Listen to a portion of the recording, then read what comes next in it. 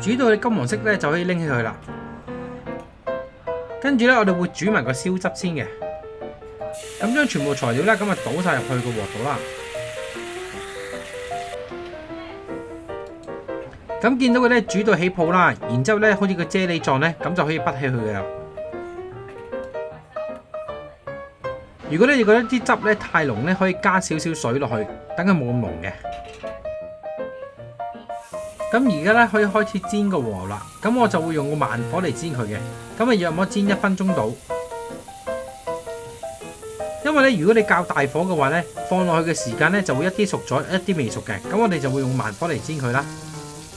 見到佢出咗少少油咧，就可以反轉另一邊煎埋去。咁而家咧就差唔多噶啦。咁啊可以反轉另一邊嘅。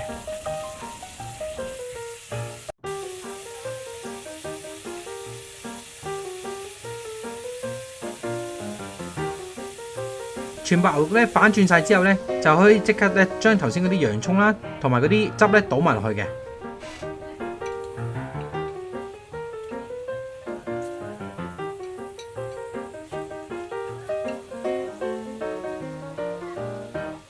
跟住咧將啲醬汁咧再倒勻落去啦。咁全部撈勻咗咧，咁就可以上碟噶啦。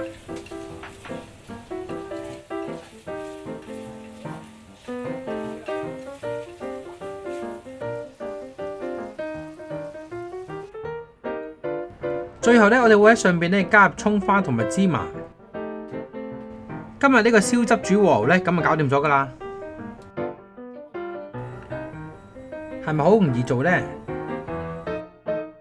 咁如果大家中意食牛肉嘅話咧，都可以試下用呢個方法嚟整啊，唔使就咁煎熟塊牛肉嚟食咁齋啊，可以有啲汁咧撈下飯咁樣，非常之好味噶。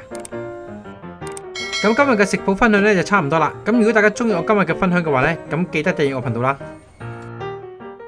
我哋下次見，拜拜。